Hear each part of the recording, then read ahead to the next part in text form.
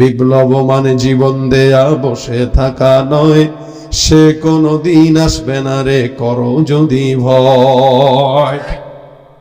আসবে বিজয় রক্ত আর জীবনের বিনিময়, আসবে বিজয় রক্ত আর জীবনের বিনিময়। বিপ্লব মানে জীবন দেয়া বসে থাকা নয়, সে কোনদিন আসবে না রে করো যদি ভয়। ঠিক না?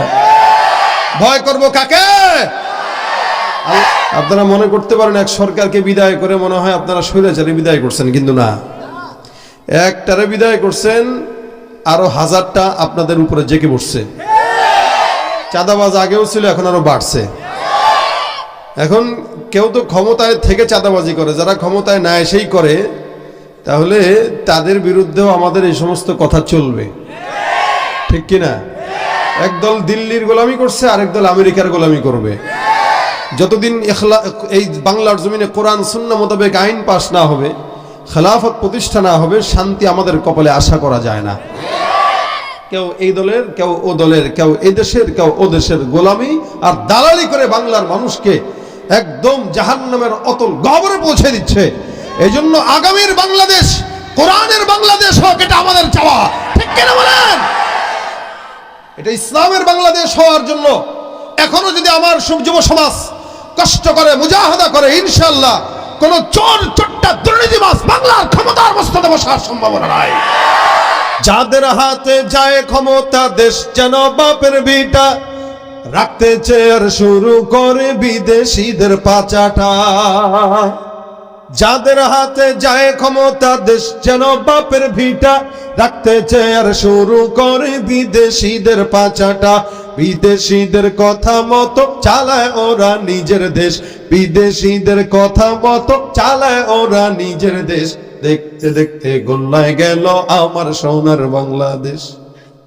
গাইতে পারবেন? দেখতে দেখতে গোল্লায় গেল আমার সোনার, দেখতে দেখতে গোল্লায় গেল আমার সোনার বাংলাদেশ। একে একে শেষ করেছি, সবার দেখা হইল শেষ। দেখতে দেখতে গোল্লায় গেল, দেখতে দেখতে গোল্লায় গেল আমার সোনার বাংলাদেশ। মুসলমানের নামটা মোদের আছে খাতা কলমে, দোষের দোষী যে বাজারাই শাস্তি পায় যে আলেমে।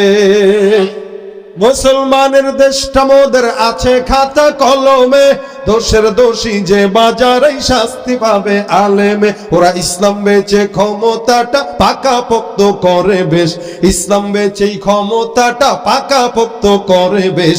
দেখতে দেখতে গোল্লায় গেল, দেখতে দেখতে গোল্লায় গেল আমার সোনার বাংলাদেশ। কেউ দিল না, সবাই নিল, আমরা যে কলুর বলদ, সারা বছর নেয় না খবর, নির্বাচনে খুব দরদ। কেউ দিল না, সবাই নিল, আমরা যে কলুর বলদ, সারা বছর নেয় না খবর, নির্বাচনে খুব দরদ। নির্বাচনের আগে নেতায় ধরে কত রকম বেশ, নির্বাচনের আগে নেতায় ধরে কত রকম বেশ। দেখতে দেখতে গোল্লায় গেল, দেখতে দেখতে গোল্লায় গেল, একে একে শেষ করেছি, সবার দেখা হইল শেষ। দেখতে দেখতে গোল্লায় গেল আমার সোনার বাংলাদেশ। আর দেখা নয় এবার শিখা, জ্বালিয়ে দাও বিদ্রোহের চোখের পানির বদলে এবার খুন ঝরিয়ে দাও বুকের। আর দেখা নয় এবার শিখা, জ্বালিয়ে দাও বিদ্রোহের চোখের পানির বদলে এবার খুন ঝরিয়ে দাও বুকের। আবার জাগো বীর জনতা, ফিরে পেতে সেই সে দেশ, আবার জাগো বীর জনতা, ফিরে পেতে সেই সে দেশ। দেখতে দেখতে গোল্লায় গেল, দেখতে দেখতে গোল্লায় গেল আমার সোনার বাংলাদেশ। দেখতে দেখতে গোল্লায় গেল আমার সোনার বাংলাদেশ। ঠিক নেই? রাগ করতেন কেউ? ওই যে বললাম, রাগ করার মতো ক্ষমতা এখন আর কেউ নাই। যারা রাগ করতো তারা ক্ষমতায়ও নাই, আর যারা সম্ভাবনা আছে এরা ক্ষমতায় আসেই নাই। সুতরাং আমার দেশে আমি জনগণ, আমি সরকার, কথা কয় না ভাই। আল্লাহ পাক রব্বুল আলামিন আমাদেরকে দামি বানিয়েছেন ইনসান হওয়ার কারণে। এরকম দামি আল্লাহ পাক এই মাখলুকাতের মধ্যে কাউকে বানান নাই। মাখলুকাতের ভিতরে সবচেয়ে দামি ইনসান। এই ইনসান আল্লাহ পাকের গোলামি করার কারণেই দামি। যদি গোলামি না করে তাহলে ও গরু ছাগলের চেয়েও খারাপ, হায়াওয়ান জানোয়ারের চেয়েও খারাপ। কুকুর, বিলাই, ছাগল, হায়াওয়ান, জানোয়ার, চতুষ্পদ জন্তু আপনারা দেখেন, আল্লাহ পাক কখনো কখনো এই ইনসানকে এই জানোয়ারের চাইতেও অধম বলেছেন। কেন বলে? তার খাচ্চতের কারণে। মানে বাংলা ভাষায়, গ্রামগঞ্জের ভাষায় একটা কথা আছে, খাচ্চত খারাপ বা খাসলত খারাপ। অর্থাৎ তার চরিত্র খারাপ যখন হয় তখন ও দুনিয়ার সবচেয়ে নিকৃষ্ট জাতিতে পরিণত হয়। কুকুর একটু দাম থাকে, কিন্তু ওই মানুষের কোনো দাম থাকে না। আল্লাহ পাক আমাদেরকে এত দামি বানাইলেন, এরপরেও আমরা যদি আল্লাহ পাকের গোলামি না করি তাহলে গরু, ছাগল, কুকুর, বিড়াল, হায়াওয়ান, জানোয়ারের চেয়ে আমরা ভালো না খারাপ? এই জন্য আল্লাহ পাক যতদিন বাঁচবো তার গোলামি করারই তৌফিক দান করুক। কত মানুষ বাইরে দাঁড়ায় আছেন আপনারা, একটু ভিতরে চলে আসলে প্যান্ডেলটা কত সুন্দর লাগতো, আমি কথা বলতে আরো স্বাচ্ছন্দ্য বোধ করতাম। আসেন এ ভাই, আপনারা বসেন, এ বাবারা বসো। এই যে ফ্ল্যাশগুলো জ্বালা লাগছে, মোবাইল বন্ধ করেন, ফ্ল্যাশ নিবান, সবাই ভিতরে ঢুকেন। কই ভাই বসেন, আপনারা বসে যান, বসে যান। আমি আজকে আপনাদেরকে ওয়াজ তেমন বেশি শুনাইতে পারবো না, তবে যেটা শোনাবো এটা একটা দামি জিনিস। আমি এখান থেকে আসতেছিলাম আর ভাবতেছিলাম কি ওয়াজ করব, তো মাথায় হুট করে আসলো যে একটা ওয়াজ আপনাদেরকে করা যায়। যেহেতু আপনাদের আমাদের ভিতরে অনেক মানুষ আছেন যারা শয়তান জিন্নাতের আসরে জিন্দেগি শেষ হয়ে গেছে। আমাদের অনেক মায়েরা আছেন যারা জিন্নাতের মাধ্যমে নির্যাতিত।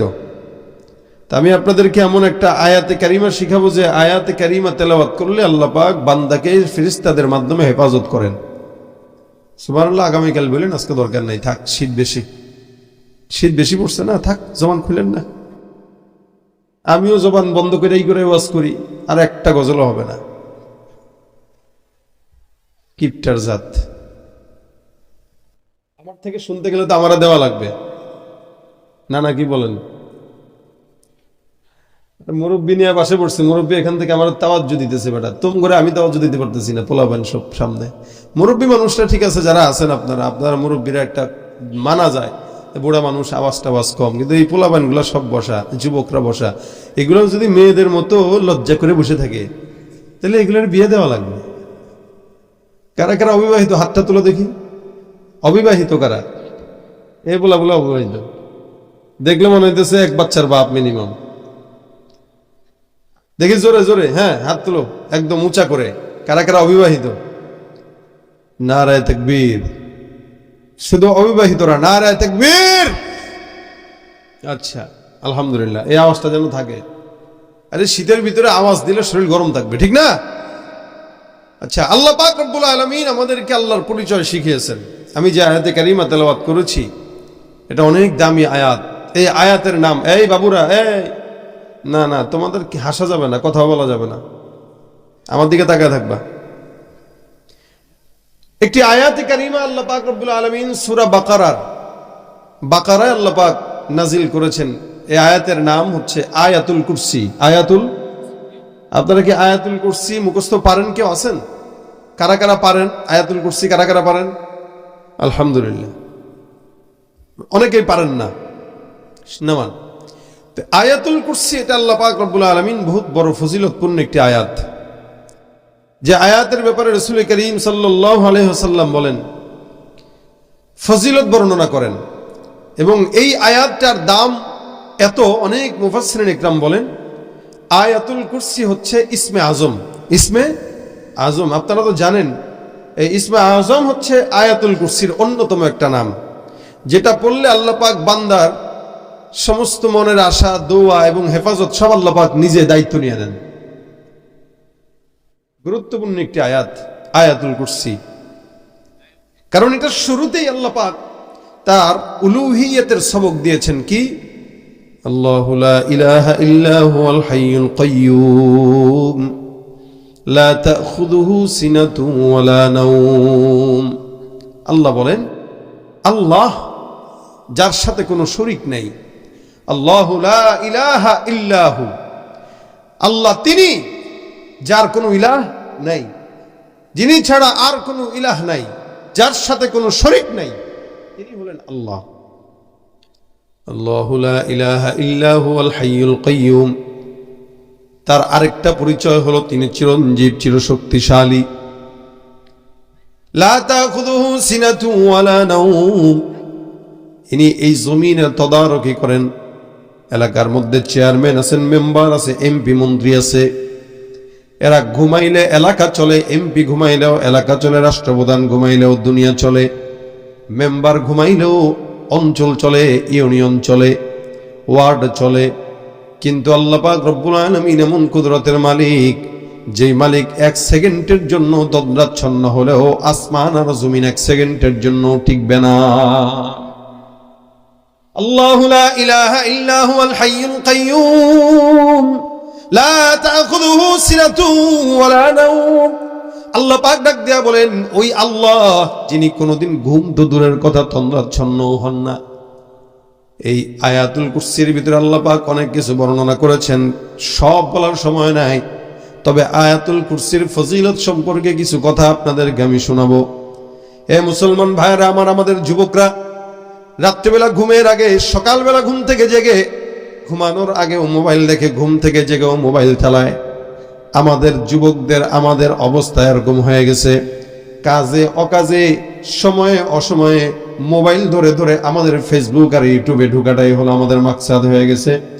একজন আরেকজনের দোষ সমস্ত কিছু তালাশ করে মোবাইলের ভিতরে, সমস্ত কিছু লেখালেখি করে মোবাইলের ভিতরে। রাত্রিবেলা ঘুমের শুরুতে, ঘুমের আগে পয়গম্বর মুহাম্মদুর রাসূলুল্লাহ সাল্লাল্লাহু আলাইহি ওয়াসাল্লাম বর্ণনা করেন, কেউ যদি রাত্রিবেলা ঘুমের আগে এই আয়াতুল কুরসি তেলাওয়াত করে, আমার আল্লাহ পাক ওই বান্দাকে সারাটা রাত আল্লাহ পাকের জিম্মায় নিয়ে নিবেন। এত বড় ফজিলতপূর্ণ আয়াত। ঘরের ভিতরে চোর ঢুকলো, ডাকাত ঢুকলো, যায় কিছু ঢুকুক না কেন, আপনাকে ক্ষতি করতে যদি যায়, এই আয়াতুল কুরসির তেলাওয়াত যদি কেউ করে, নবী করিম সাল্লাল্লাহু আলাইহি ওয়াসাল্লাম বলেন, আল্লাহ পাক রব্বুল আলামিন বলেছেন, ওই বান্দাকে আল্লাহ পাক রব্বুল আলামিন নিজের কুদরতিভাবে হেফাজত করবে। শুধু তাই নয়, নবী করিম সাল্লাল্লাহু আলাইহি ওয়াসাল্লাম বলেন, মান ক্বরাআ আয়াতুল কুরসি ফি দুবুরি কুল্লি সালাতিন মাকতুবাতিন লাম ইয়ামনাহু মিন দুখুলিল জান্নাতি ইল্লা আইয়ামুত। আমার পয়গম্বর ডাক দিয়া বলেন, 5 ওয়াক্ত নামাজ আমাদের যাদের পড়ার অভ্যাস আছে, ফজরের নামাজ, যোহরের নামাজ, আসরের নামাজ, মাগরিবের নামাজ, ইশার নামাজ, এগুলো একটা মুমিনের জন্য ফরজ বিধান। এ মুসলমান, যদিও আমাদের এখানে সমস্ত মুসলমান ভাইয়েরা বসা আছে, কিন্তু অধিকাংশ মুসলমান ফজর থেকে এশা পর্যন্ত একটা নামাজও পড়ে না, জুমার নামাজ ছাড়া। শুধু জুমার নামাজে মসজিদে নামাজের জন্য যায়।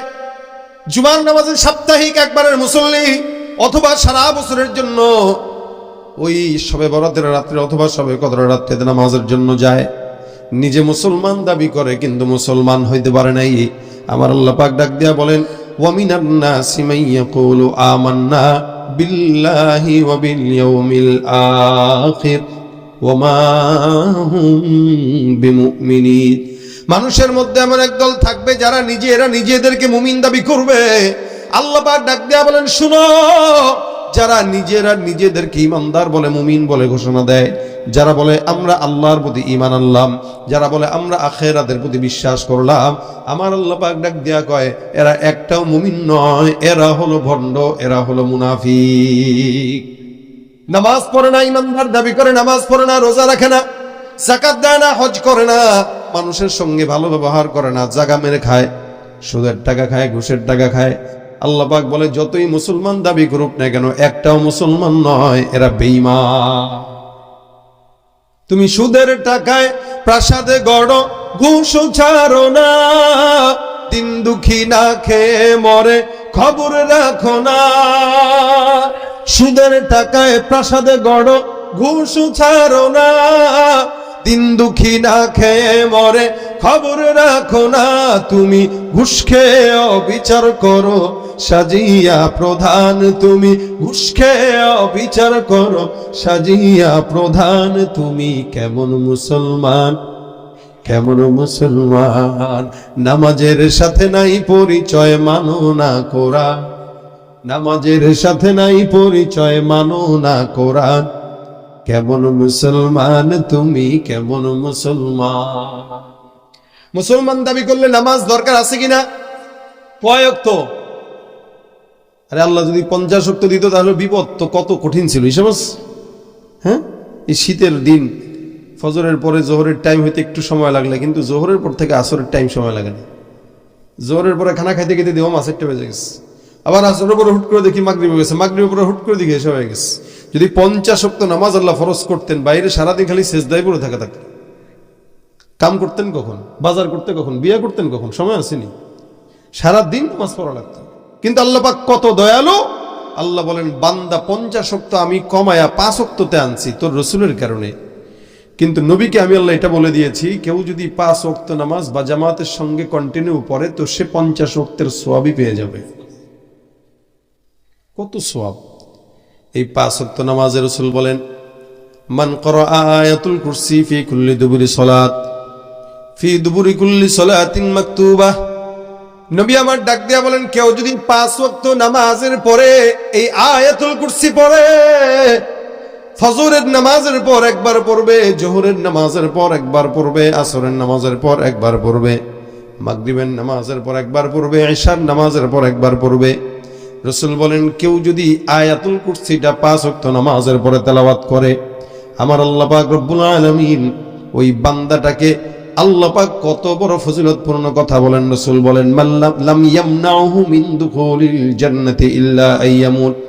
5 ওয়াক্ত ফরজ নামাজের পরে কি কেউ যদি আয়াতুল কুরসি তেলাওয়াত করে, নবী আমার ডাক দিয়া বলেন ওই বান্দা ইন্তেকাল করবে, ইন্তেকাল ছাড়া আল্লাহর বান্দাকে জান্নাতে ঢোকার জন্য দুনিয়ার কোনো মানুষ আর নিষেধ করতে পারবে না। অর্থাৎ বান্দা ইন্তেকাল করতে দেরি, জান্নাত পেতে দেরি। একমাত্র মৃত্যুটাই বান্দাকে নিষেধ করবে। নবী বলেন মাল্লাম ইয়ামনাহু মিন দুখুলিল জান্নাতি ইল্লা আইয়ামুত। কেউ যদি আয়াতুল কুরসি তেলাওয়াত করে 5 ওয়াক্ত নামাজের পর, আল্লাহ নবী সাল্লাল্লাহু আলাইহি ওয়াসাল্লাম বলেন মৃত্যু ছাড়া জান্নাতে প্রবেশ করতে কেউ তাকে বাধা দিতে পারবে না। তার মানে মরতে দেরি, জান্নাত পেতে দেরি নাই। সুবহানাল্লাহ! এত বড় ফজিলতপূর্ণ একটি আমল আয়াতুল কুরসির আমল। হাদিস শরীফে পয়গম্বর মুহাম্মদুর রাসূলুল্লাহ সাল্লাল্লাহু আলাইহি ওয়াসাল্লাম বর্ণনা করেন, এ নবীর উম্মতের দল, আবু হুরায়রা রাদিয়াল্লাহু তাআলা আনহুর একটা ঘটনা। আবু হুরায়রা বলে, একবার নবী করিম সাল্লাল্লাহু আলাইহি ওয়াসাল্লাম আমাকে রমজান মাসের আগে সাদকাতুল ফিতর আর যাকাতের সমস্ত সম্পদগুলো আমার কাছে পয়গম্বর রাখতে দিলেন। রমজানে মানুষ যাকাত দেয়, সাদকাতুল ফিতর দেয়, এগুলোর জন্য আল্লাহর নবী আমাকে দায়িত্ব দেয়, এ আবু হুরায়রা, এই যে তোমার কাছে সম্পদ দেওয়া হলো, সম্পদগুলো তুমি সুন্দর করে ভাগ বন্টন করে নিজের কাছে রাখবা। যখন কোনো মানুষ আসবে হকদার যারা, তাদের কাছে এই সম্পদ পৌঁছে দেওয়া হবে।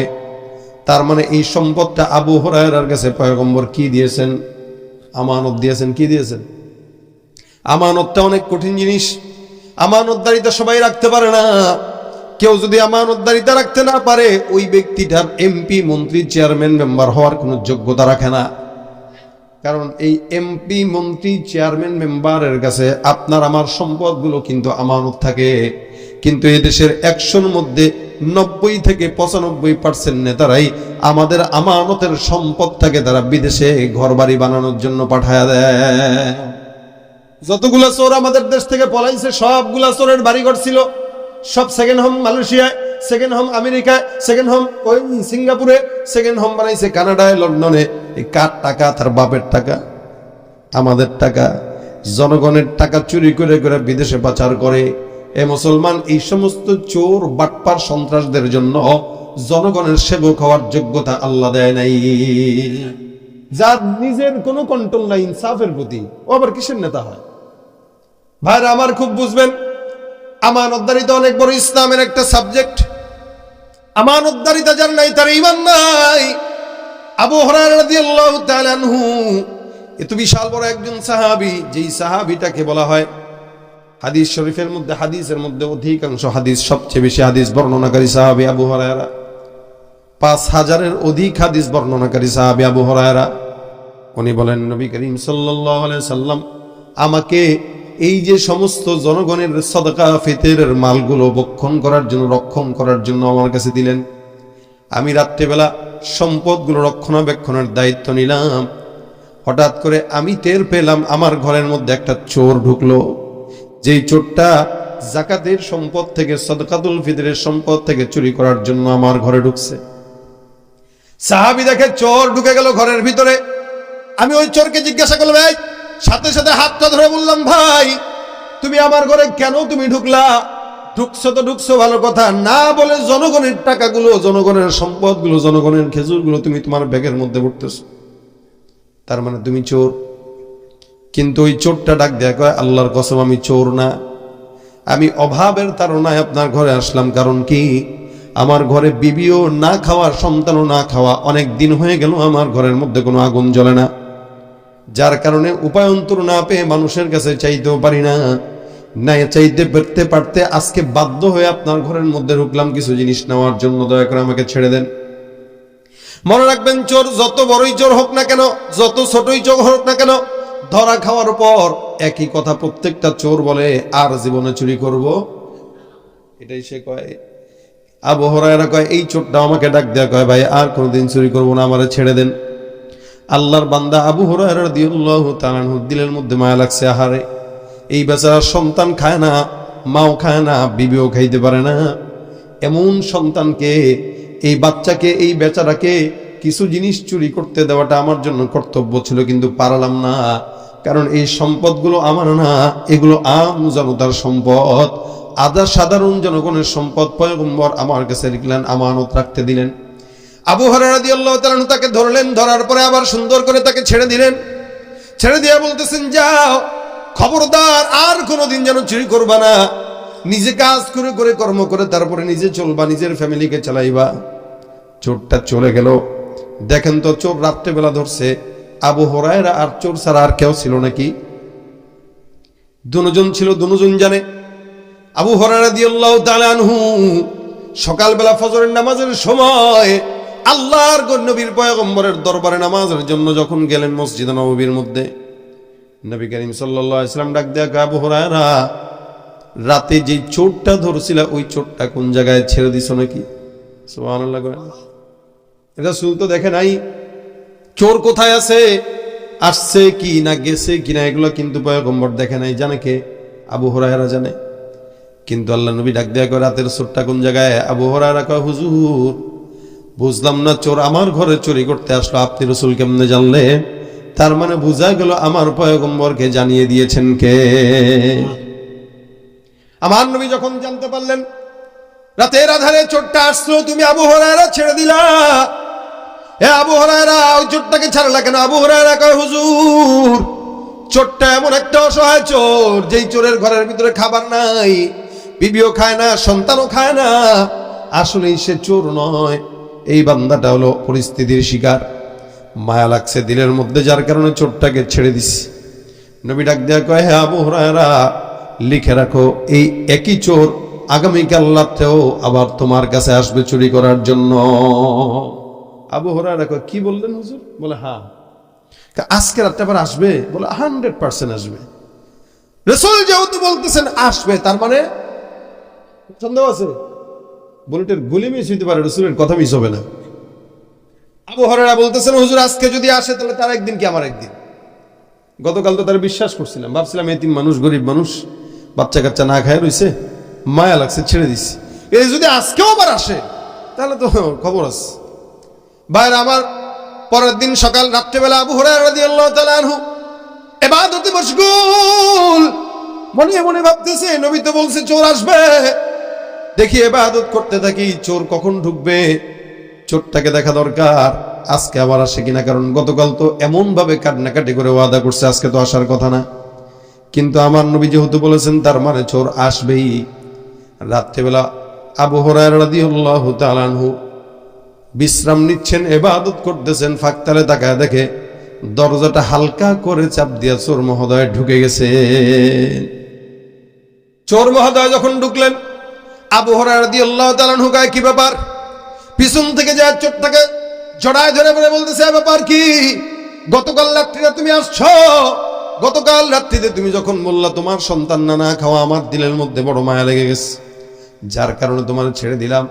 কিন্তু আজকে রাত্রেও তুমি আবার আমার ঘরে চুরি করার জন্য আসছো, আজকে তো তোমার আর ছাড়বো না। আবু হুরায়রা রাদিয়াল্লাহু তাআলা চোরটাকে ধরে দরজাটা লাগাই দিলেন। চোর এবার ডাক দেয়, আবু হুরায়রা, আল্লাহর কসম, আল্লাহর ওয়াস্তে আমাকে তুমি ছেড়ে দাও, আমি তো ভাই চোর না, গতকাল তো আসছিলাম, চুরি করতে পারি নাই, ভাবলাম আজকে এসে কিছু জিনিস নিয়ে যাই, আমার সন্তানের জবানের মধ্যে খাবার দেই। আল্লাহর কসম, আমার ঘরে একটা বিন্দু খাবারের কোনো খেজুর নাই, তুমি আমাকে দয়া করো, হয়তো কিছু দাও, নয়তো আমাকে আল্লাহর ওয়াস্তে ছেড়ে দাও। চোর মহোদয় এবার বারবার খালি তেরিবেরি করে আমার ছেড়ে দেওয়ার জন্য, কিন্তু আবু হুরায়রা কয়, না না, গতকাল তুমি আসছো, সুন্দর করে বিদায় হয়েছ, নবী আমার বলেছেন তুমি আসবা, আল্লাহর নবীর কথা সত্য, তুমি আবার আসছো, তার মানে তোমাকে আজকে পয়গম্বরের দরজায় নেওয়া লাগবে। যখন রাসূলের সামনে নিবে, চোর শুনল চোরের গলা শুকিয়ে গেছে, কারণ চোরও জানে নবীর কাছে গেলে ইসলামের শরীয়তের আইন পাশ হয়ে যাবে, হাত কাটা ছাড়া উপায় নাই।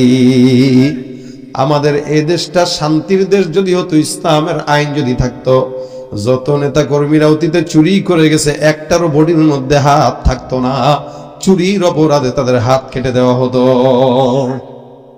ইসলাম বলে, ওয়াস-সারিকু ওয়াস-সারিকাতু ফাকতাউ আইদিয়াহুমা জাযাআম বিমা কাসাবা নাকালাম মিনাল্লাহ। চোর যদি চুরি করে, আল্লাহ পাক রব্বুল আলামিন বলে, ইসলামের আইন হলো চোর চুরি করবে, বান্দা তার হাতটা কেটে দাও, প্রথমে একটা কাটবা, তারপরে আরেকটা কাটবা।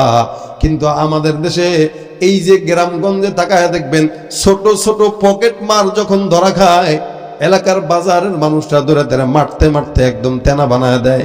কিন্তু এই সমাজের কোটি কোটি কোটি কোটি টাকা যারা চুরি করে বিদেশে পাচার করে, এই বড় বড় চোরদেরকে দেখলে ঠিকই সালাম দেয়। ছোট চোরকে দেখলে পিটায়, বড় চোরকে দেখলে, ছোট চোরকে দেখলে চোরের ঘরে চোর আইছে, আর বড় চোরকে দেখলে, স্যার আসসালামু আলাইকুম স্যার, স্যার গো বিপদে পড়ছি স্যার, ও স্যার, আরে এই স্যারে কি রে, ছোট চোরগুলোর পিটা, স্যার আমি এত বড় চোর, আমার স্যার স্যার কস কেন? তো উচিত ছিল যে ছোট চোর তাকে ছেড়ে দিয়ে যে বড় চোর আগে এগুলো ধরা, কারণ বড় চোর একটাও ধরবেন, এটার সাথে কান ধরলে যেরকম মাথা আসে, এই বড় চোরের সাথে আরো 100টা চোর এমনি চলে আসবে। চোর যেই হোক না কেন, নবী বলেন, আরে ফাতেমাও যদি চুরি করতো, আমি রাসূল ফাতেমার হাত কেটে দিতাম। নবী বলতেছেন, ফাতেমাও যদি চুরি করতো, আমি পয়গম্বর ফাতেমার হাত কাটতাম। সেখানে আপনি আমি সদরুদ্দিনরা বড় বড় চোরদেরকে দেখলে সালাম দেই, যার কারণে এই বাংলাদেশ চোর মুক্ত এখনো হইতে পারে নাই। কথা কয় না, এই বাংলাদেশে এখনো চোররা আছে না নাই? জোরে কয়। ওরা হলো দেশের লাগি মহামারীর মতন, ফাইলে কলম ঠেকাইয়া চালায় শুধুই নির্যাতন। ঘুষের টাকায় ওদের ভুড়ি, ঘুষের টাকায় ওদের ভুড়ি, করে যে টান টান, ওরা শিক্ষিত শয়তান, ওরা শিক্ষিত শয়তান, ওরা শিক্ষিত শয়তান। ঠিক কিনা? এই জন্য ছোট চোরে যেমন তেমন বড় চোর গুলো ধরা দরকার। চোর তো চোরই। আবু হুরায়রা বারবার যখন চোর বারবার ডাক দেয়া বলে, আবু হুরায়রা আমার আল্লাহর রাস্তায় মাফ করে দাও, আর জিন্দেগিতে কোনোদিন চুরি করবো না। কান ধরলাম। আবু হুরায়রার দিলে মায়া লেগে গেছে। আরে চোর বেচারা কেমনে কান্দতেছে। ভাই ঠিক আছে, কান্দিস না, যা, ছেড়ে দিচ্ছে আদর করে। রাসূল সাল্লাল্লাহু আলাইহি ওয়াসাল্লাম পরের দিন ফজরের নামাজে যখন মসজিদে নববীর মধ্যে যায়, আল্লাহর নবী ডাক দেয়া, আবু হুরায়রা কই, গতকাল রাত্রে কি চোর আসে নাই? আবু হুরায়রা কয়, হুজুর চোর আসছে। রাসূল সাল্লাল্লাহু আলাইহি ওয়াসাল্লাম কয়, যদি চোর আসে তাহলে চোর কোথায়? আবু হুরায়রা কয়, হুজুর চোর গতকাল যেভাবে আমার কাছে ক্ষমা চাইছিল কান্নাকাটি করে করে, আজকেও এই ক্ষমা চাওয়ার কারণে আমি তারে ছেড়ে দিছি, মায়া লেগে গেছে। বলছে আল্লাহর কসম খায়া আর কোনোদিন চুরি করতে আসবে না। নবী ডাক দেয়া, আবু হুরায়রা মনে রাখো, ওই চোরটা আজকে রাত্রেও আবার তোমার দরবারে আসবে। আবু হুরায়রা কয়, যদি আজকে রাত্রে আসে, ওরে বাইন্দা ফিডাইয়া কি করা লাগে ওটা পরে দেখতেছ। দুই আসছে আমি কিছু বলি নাই, তৃতীয়বার যদি আসে ছাড়াছাড়ি নাই। আবু হুরায়রা রাদিয়াল্লাহু তাআলা আবার তৃতীয় দিন ঘরের মধ্যে বসা। আবু হুরায়রা রাদিয়াল্লাহু তাআলা সুন্দর করে ইবাদত করে বিশ্রাম নেয়, একটু শুইলেন পিঠ লাগায়া, হঠাৎ করে ঘরের মধ্যে চোর মহোদয় আবার ঢুকে গেছে। কোনটা? বলে গতকালের দুইটাই, ওই একটাই। গত 2 দিন যে আসছিল ওই আজকে আবার আসলো। নবী করিম সাল্লাল্লাহু আলাইহি ওয়াসাল্লামের কথা সত্য, ওই চোরটাও সুন্দর করে ঘরে ঢুকে গেছে। আবু হুরায়রা ডাক দেয়া কয়, কি ব্যাপার, আজকে যদি আসে তাহলে বাঁধবো, এই কারণে আগের থেকেই প্রস্তুত ছিল। সুন্দর করে দড়ি টড়ি নিয়ে আবু হুরায়রা রাদিয়াল্লাহু তাআলা ইয়ার চোর মহোদয় ঢুকলেন। আবু হুরায়রা ঝাপকি দিয়া সুন্দর করে ধরে চোরের হাত পাও বাঁধা শুরু করে দিলেন। বেঁধে টেঁধে ডাক দেয়া কয়, আজকে তোরে পাইছি, এই যে বাঁধছি আজকে হাত, নবীর রওজা ছাড়া আজকে আর কোনো জায়গায় যাবে না। তুই আজকে নবীর সাথে দেখা হবে, রাসূল বিচার করবে, তারপরে তোকে ছাড়া হবে। বিচার করবে কে? নবী করিম সাল্লাল্লাহু আলাইহি ওয়াসাল্লামের দরবারে যাওয়া লাগবে, প্রস্তুত হও। চোর বুঝে গেছে আজকে আর আমার ছাড়াছাড়ি নাই, সুতরাং কি করা যায়, কি করা যায়। আবার চোর যখন সুন্দর করে রশি দিয়া বেঁধে আবু হুরায়রা ধরে রাখছে, চোর এবার কিছুক্ষণ পর ডাক দেয়া, ও হুরায়রা, বল কিস? আল্লাহর রাস্তায় আমার মাফ করে দে বাইরে, মায় খায় না, বাবা খায় না, পোলায় খায় না। আবু হুরায়রা কয়, পারলেন নতুন কোনো কথা থাকলে ক, পুরান কথা বাদ দে। গত 2 রাত্রে আমি তোর পুরান কথা শুনে শুনে ছাড়ছি, আজকে তো পুরান কথা মুড়ি ভিজবে না। চোর ডাক দেয়া কয়, আবু হুরায়রা, সত্যি তুমি আমার বিশ্বাস করো, আমি আসলে এই চোর না, সাধারণ মানুষ। চুরি করার জন্য আমার মন চায় না, কিন্তু আমি বাধ্য হইছি। আবু হুরায়রা কয়, শুনতাম না, কানে তুলা দিয়ে রাখছি, যাই কবি কোনো লাভ নাই। এবার চোর চিন্তা করলো, এই কথা দিয়ে তো যেহেতু মুড়ি ভেজা না, এখন জিনিস পাল্টানো দরকার। এই দরজার সঙ্গে হেলাম দিয়ে আবু হুরায়রাকে ডাক দেয়া বলে, হ্যাঁ আবু হুরায়রা, আমি তোমাকে এমন একটা কোরআনের আয়াত শিখাবো, যেই কোরআনের আয়াতটা তুমি জানো না এর ফজিলতটা কি। আবু হুরায়রা কয়, কি শিখাইবি? কোরআনের একটা আয়াতের আমল শিখাবো তোমারে আমি, এই আমলটা তুমি জানোই না, আমি জানি, তুমি জানো না। আবু হুরায়রা কয়, কে শিখাইবো? তুই? কহা চোর, চোর তুই আমার এই কোরআনের আয়াতের আমল শিখাবি? কয়, চোর হইলে গেছি, ইসলাম তো ঠিক আছে, ইমান তো ঠিক আছে, আমি চোর হইলে কি আছে, ইমান ঠিক আছে। আপনি আমার চোর মনে করতে পারেন, কিন্তু আমি আসলে এত বড় চোর না, বাকি আমি যেটা শিখাবো এটা কিন্তু দামি জিনিস। আবু হুরায়রা তো এমনি এলেমের প্রতি অনেক লোভী ছিল, যার কারণে আবু হুরায়রা কয়, চোর কি শিখাবি তাড়াতাড়ি শিখায় দে, কি বলবি তাড়াতাড়ি বল। আবু হুরায়রা রাদিয়াল্লাহু তাআলা আনহু চোরকে যখন বললেন, চোর মহোদয় এবার বলতেছে, আবু হুরায়রা, আল্লাহ পাক কোরআনে এমন একটা আয়াত নাজিল করলেন যার নাম আয়াতুল কুরসি।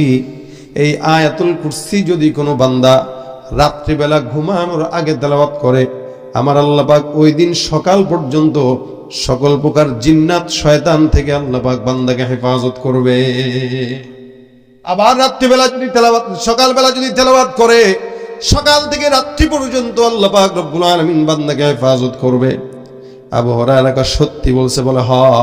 আবু হুরায়রা, যা, তোর কাছ থেকে একটা জিনিস যেহেতু শিখলাম, এইটার উসিলায় আমি তোকে আজকের জন্য মুক্ত করে দিলাম। চোর ধৈরাও আবার কি করছেন? কিসের কারণে? এলেম শিখছেন, এলেম শিখছেন এই কারণে। চোর এলেম শিখাইছে না, তার মানে চোর ও তার ওস্তাদ, এরকম একটা হালত আর কি। সকালবেলা ফজরের নামাজের জন্য মসজিদে গেলেন, রাসূল ডাক দেয়া, আবু হুরায়রা, ব্যাপার কি? চোর কোথায়? আবু হুরায়রা কয়, হুজুর, গতকালের চোরটা আসছিল, চোরটাকে ধরছিলাম, বাঁধছিলাম, কিন্তু বাঁধার পর যখন আমি চোরকে আবার ছেড়ে দিলাম, চোরকে তো ছাড়তাম না, কিন্তু চোর আমার সঙ্গে চালাকি করলো। রাসূল বলেন, কি চালাকি করলো? কয়, হুজুর, আমি যখন চোরকে ধরলাম, চোর আমাকে ডাক দেয়া কয়, আবু হুরায়রা, তোমাকে আমি এমন একটা আমল শিখাবো, যে আমলটা করলে আল্লাহ পাক বান্দাকে সারা রাত আর সারাদিন ফেরেশতাদেরকে দিয়ে হেফাজত করে। ওই আমলটা কি? চোর বলেন, আল্লাহু লা ইলাহা ইল্লা হুয়াল হাইয়ুল কাইয়ুম। এই সম্পূর্ণ আয়াতুল কুরসি চোরটা তেলাওয়াত করে আমাকে শিখাইলো। এই ব্যক্তি আয়াতুল কুরসি রাত্রেবেলা সকালবেলা পড়বে, আল্লাহ পাক সারা দিনের জিম্মাদারি ওই বান্দার জন্য আল্লাহ নিয়ে নিবেন। নবী বলেন, আবু হুরায়রা, চোর যেটা বলছে এই কথা সত্য, কিন্তু আসলে কি তুমি জানো চোরটা কে?